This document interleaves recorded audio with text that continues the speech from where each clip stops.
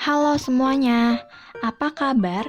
Hari ini kita akan belajar tentang media pembelajaran dan literasi informasi communication dan teknologi. Materi kali ini tentang model pengembangan media dan teknologi pembelajaran. Jenis modelnya adalah model Robier dan Hanafin and Pick ya. Sebelumnya, kita bakalan kenalan dulu sama kakak-kakak pemateri. Ada Anggia Rahman Fauzan, ada Gilman Yataki, ada Mira Kusmiati, dan ada Renaldi Fatur Rahman. Jadi, kita akan bahas apa sih? Kita akan membahas tentang model, pengembangan, model Robier, model Hanafin and Pick, serta kekurangan dan kelebihan dari masing-masing model. Tanpa berlama-lama lagi, yuk kita simak materinya. Sebelum mengetahui apa itu model pengembangan media dan teknologi pembelajaran model Robier, Hanapi, dan Pick, kita lihat dulu definisi pengertian dari model dan pengembangan. Model adalah suatu yang menggambarkan pola pikir konsep yang saling berkaitan dan representasi dari variabel yang terdapat dalam teori atau perwujudan teori. Yang dimaksud dengan model adalah konkretisasi teori dalam bentuk tampilan grafis, paduan, pola, atau prosedur kerja berdasarkan standar tertentu untuk mengarahkan suatu kegiatan dalam mencapai hasil yang maksimal. Konkretisasi adalah membuat suatu menjadi nyata, khusus, atau dapat diraba. Konkretisasi teori maksudnya adalah menerjemahkan konsep ke dalam bentuk fisik yang jelas direpresentasikan dengan diagram, alur, bagan, atau skema yang terpola secara sistematis dan melalui tahapan yang sistematis. Selanjutnya pengembangan. Pengembangan adalah proses penerjemahan spesifikasi desain ke dalam bentuk fisik. Makna pengembangan tertuju pada 3 hal, yaitu produk pengembangan, prosedur, tahapan, dan sistematis model pengembangan itu sendiri. Menurut Riford, dalam Yaomi, development is the actual creation of the content and learning materials based on the design phase.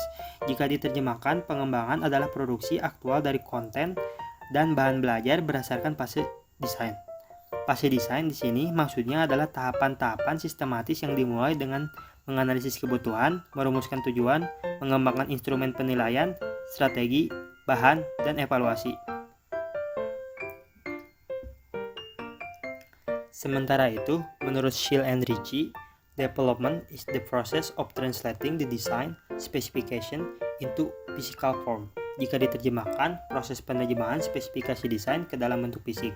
Spesifikasi desain di sini bermaksud adalah suatu produk yang dirancang baik dalam tingkat makro seperti program dan kurikulum maupun dalam tingkat mikro seperti modul, silabus, dan rencana pelaksanaan pembelajaran.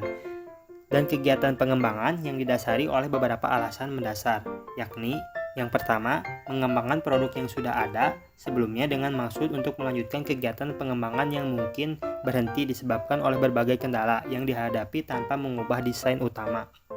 Kendala yang dimaksud meliputi kendala dana, tenaga, atau bahan-bahan yang terjadi secara tiba-tiba di luar perencanaan. Yang kedua, memodifikasi atau mengubah bagian yang tidak sesuai dengan kebutuhan di bagian-bagian tertentu dari suatu produk. Setelah sekian lama produk tersebut dihasilkan, yang kedua, memodifikasi atau mengubah bagian yang tidak sesuai dengan kebutuhan di bagian-bagian tertentu dari suatu produk. Setelah sekian lama produk tersebut dihasilkan, ternyata terdapat komponen yang harus diubah seiring dengan kemajuan teknologi. Yang ketiga, menggabungkan elemen-elemen yang penting dari produk yang sudah ada dengan produk yang lain yang dipandang memperkuat terbangunnya produk yang baru. Dengan menggabungkan tersebut, berbagai kelemahan yang terdapat pada masing-masing komponen produk dapat dibenahi dengan memadukan 2 atau lebih produk. Yang keempat, menciptakan atau membuat produk baru yang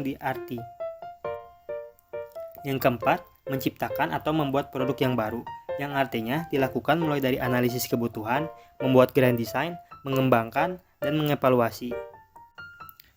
Setelah mengetahui pengertian definisi dari model dan pengembangan, kami akan menjelaskan beberapa dari model pengembangan media teknologi pembelajaran. Model Robier. Model ini dikenal pula dengan model TIP, yang merupakan akronim dari Teknologi Integration Planning. Model TIP dikembangkan oleh MD Roblier pada 2003, kemudian diperkenalkan secara resmi melalui bukunya yang berjudul Integrating Educational Technology into Teaching. Model TIP merupakan cara sistematis untuk mengintegrasikan media dan teknologi ke dalam pembelajaran melalui 5 fase. Yang pertama, menentukan keuntungan relatif. Dalam fase pertama ini, model TIP adalah menentukan keuntungan mengintegrasikan media dan teknologi ke dalam pembelajaran. Hal ini penting untuk mengetahui berbagai aspek yang memungkinkan integrasi dilakukan, termasuk mengkaji beberapa aspek yang melatari seperti dikemukakan oleh Rogers dan Robles pada berikut ini. Yang pertama, kesesuaian. Kajian terhadap kesesuaian, integrasi teknologi ke dalam pembelajaran memungkinkan seseorang mengembangkan media informasi secara komprehensif tentang nilai-nilai budaya, keyakinan, dan kepercayaan yang dianut, termasuk pandangan orang, lembaga, atau institusi tentang perlu atau tidaknya media dan teknologi ini dikembangkan, diintegrasikan, atau digunakan dalam pembelajaran. Yang kedua, tingkat kompleksitas. Penggunaan media dan teknologi juga perlu dikaji secara mendalam. Pembelajaran yang menggunakan alat bantu teknologi harus betul-betul dapat menghasilkan pembelajaran yang efektif dan efisien. Baik, selanjutnya ada keterujian. Keuntungan relatif dapat diperoleh melalui keterujian yang merujuk pada kemudahan untuk melakukan uji coba terlebih dahulu sebelum digunakan secara menyeluruh. Pengujian tentang keberterimaan suatu produk memberi kesempatan bagi pengguna untuk melihat kelebihan dan kekurangan dibanding dengan produk serupa lainnya. Ada beberapa hal dalam keterujian mengembangkan media pembelajaran. Yang pertama, adanya keterkaitan media yang akan digunakan dengan proses belajar mengajar. Yang kedua, memperhatikan manfaat dari media pengajaran. Yang ketiga, memperhatikan dampak dari media pengajaran. Berikutnya ada keteramatan atau observability. Keteramatan yang merupakan bentuk pengamatan langsung untuk melihat bagaimana orang lain menggunakan suatu inovasi baru, termasuk kesiapan berbagai komponen dalam organisasi untuk mendukung proses integrasi media dan teknologi dalam pembelajaran. Selain keempat hal yang telah disebut sebelumnya, perlu juga mempertimbangkan kemungkinan adanya suatu topik atau tujuan kurikulum yang sulit diajarkan tanpa menggunakan media atau teknologi. Jenis media dan teknologi yang menjadi solusi terhadap permasalahan kesulitan pelaksanaan pembelajaran, keuntungan menerapkan solusi berbasis teknologi, dan kemungkinan adanya alternatif lain untuk menciptakan pembelajaran yang efektif baik terkait dengan pemanfaatan teknologi mutakhir maupun jenis teknologi sederhana yang berterima bagi keberlangsungan pembelajaran. Selanjutnya ada B, menentukan tujuan. Pada tahap ini, pendidik menentukan pengetahuan dan keterampilan yang ingin dipelajari oleh peserta didik, sekaligus menetapkan instrumen penilaian untuk mengukur dan menilai pelajaran yang telah diperoleh peserta didik dengan menggunakan media dan teknologi yang telah diintegrasikan ke dalam pembelajaran. Dalam hal ini pula, pendidik harus lebih jauh melihat apakah permasalahan belajar dapat diatasi dengan pemanfaatan media dan teknologi tersebut atau masih menyisakan berbagai masalah lainnya. Oleh karena itu diperlukan instrumen penilaian seperti yang pertama ada checklist, daftar kinerja termasuk daftar tugas yang harus diselesaikan oleh peserta didik. Yang kedua ada checklist kriteria yang mencakup daftar kriteria peserta didik yang telah memenuhi hasil atau produk pekerjaan yang sesuai dengan harapan.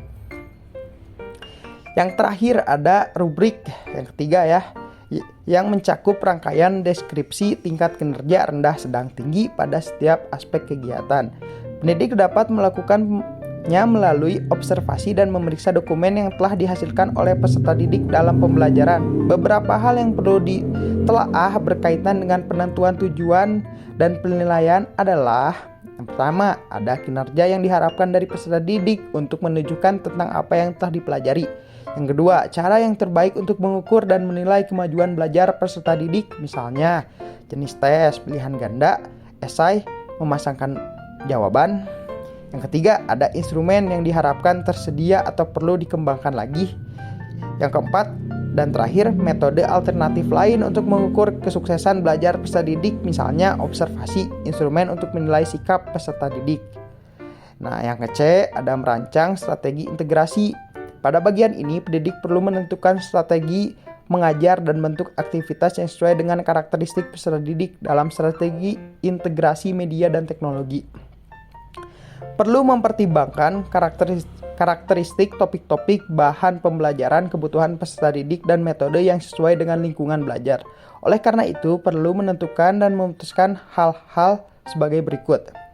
Yang pertama, ada pendekatan pembelajaran. Pendidik dapat memilih apakah pendekatan tradisional dengan pembelajaran langsung seperti menyajikan konsep, baru melakukan praktik dan mengetes kemampuan peserta didik, atau memfasilitasi peserta didik untuk memperoleh sendiri konsep baru dengan beragam pembelajaran aktif.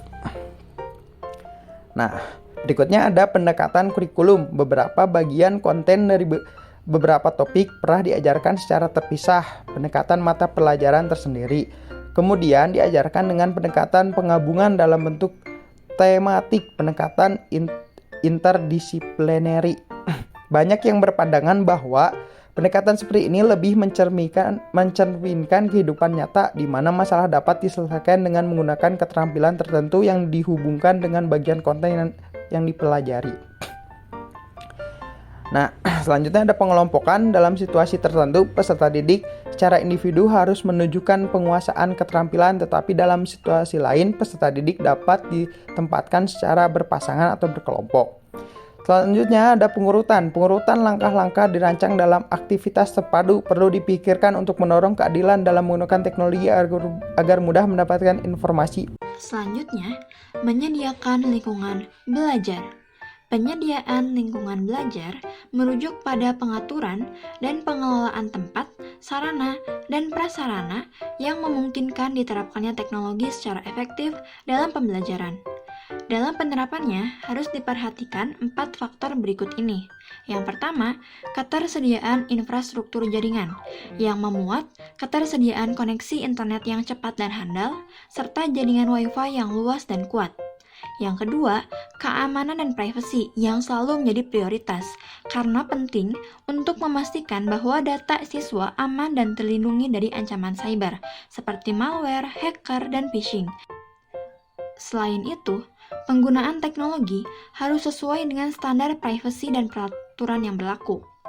Yang ketiga, ketersediaan perangkat yang berupa perangkat keras dan lunak yang disediakan oleh fasilitas sekolah ataupun oleh siswa itu sendiri. Perangkat keras seperti komputer, laptop, tablet, dan handphone, sedangkan perangkat lunak seperti platform pembelajaran online, aplikasi pembelajaran, dan program desain grafis. Yang keempat, pelatihan dan pengembangan yang disediakan untuk guru, siswa, dan staf administrasi sehingga mereka dapat memahami dan mengoperasikan teknologi dengan baik. Selanjutnya, mengevaluasi dan merevisi. Pendidik dapat mengkaji apa yang telah berjalan dengan baik dan apa yang harus diperbaiki dengan cara observasi langsung ataupun wawancara peserta didik. Pendidik dapat melihat berbagai masalah yang dihadapi dalam penggunaan teknologi dalam pembelajaran, seperti keberterimaan dan kelayakan teknologi yang digunakan, biaya, dan alokasi waktu, ketersediaan tenaga, serta pemeliharaan teknologi. Kemudian, selanjutnya adalah melakukan revisi berdasarkan kelemahan dan keterbatasan yang ada. Dengan demikian, penggunaan teknologi dalam pembelajaran dapat digunakan secara lebih optimal di kemudian hari. Model yang kedua adalah model Hanafian and Peak. Model Hanafian and Peak disebut juga dengan DCAI Design Model. CAI itu sendiri merupakan singkatan dari The Computer Assisted Instruction atau pembelajaran berbentukan komputer.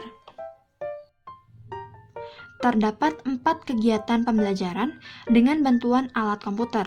Yang pertama, latihan atau drill yang selalu dipasangkan dengan praktik atau practice, karena keduanya merupakan serangkaian kegiatan yang saling beriringan dalam membangun pengetahuan dan keterampilan. Praktik merujuk pada kegiatan umpan balik yang bertujuan untuk memperbaiki kinerja atau prestasi belajar. Adapun drill yang merujuk pada kegiatan pengulangan atau repetition untuk mendapatkan hasil yang lebih baik atau lebih maksimal. Tujuan drill dan praktis secara umum adalah agar meningkatkan prestasi belajar siswa dengan cara pemberian soal ataupun latihan. Yang kedua, tutorial merupakan program pembelajaran yang mengikuti fase-fase belajar secara bertahap untuk menanamkan konsep ataupun satuan belajar. Pendidik harus dapat menyediakan fasilitas untuk mengajarkan informasi baru berupa interaksi antara mahasiswa dengan pendidik sebagai tutor dalam satu sesi yang sama, yang kemudian konsep selanjutnya akan diberikan respon atau dievaluasi dari konsep sebelumnya.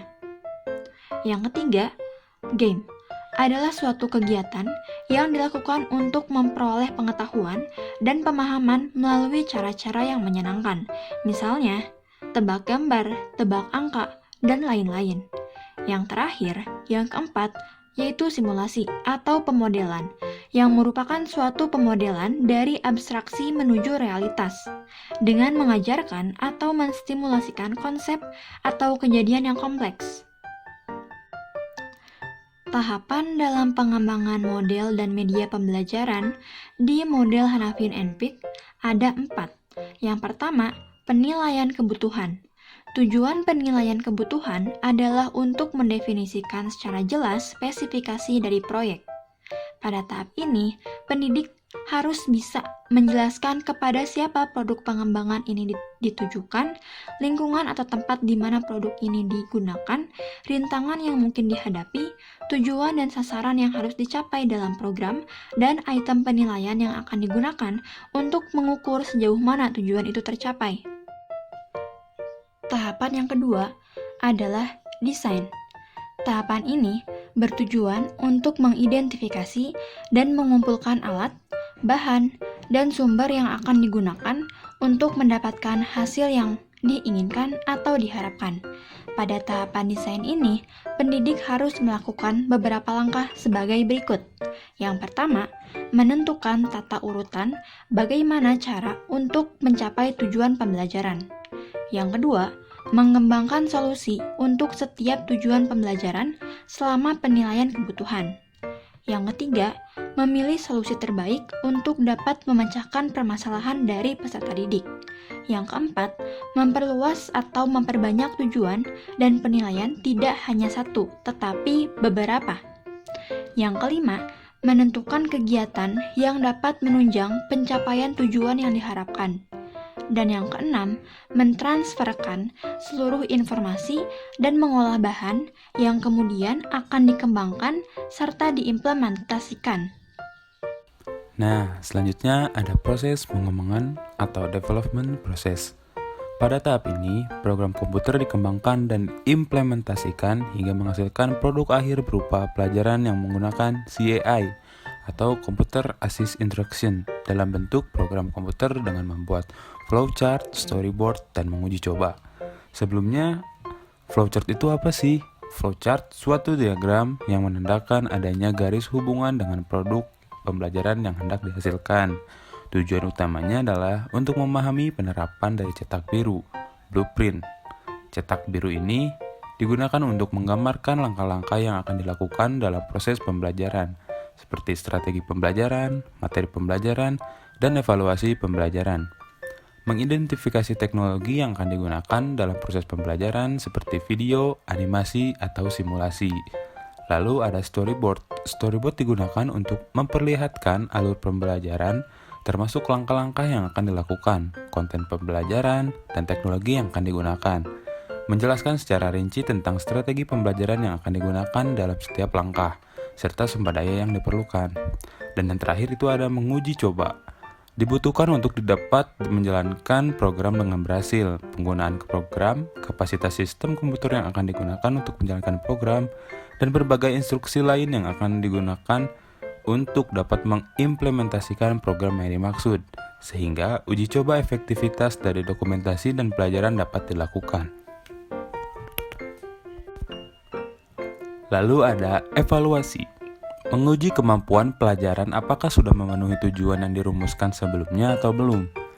Evaluasi seperti ini disebut dengan evaluasi formatif, yakni evaluasi yang terjadi pada saat program sedang dikembangkan.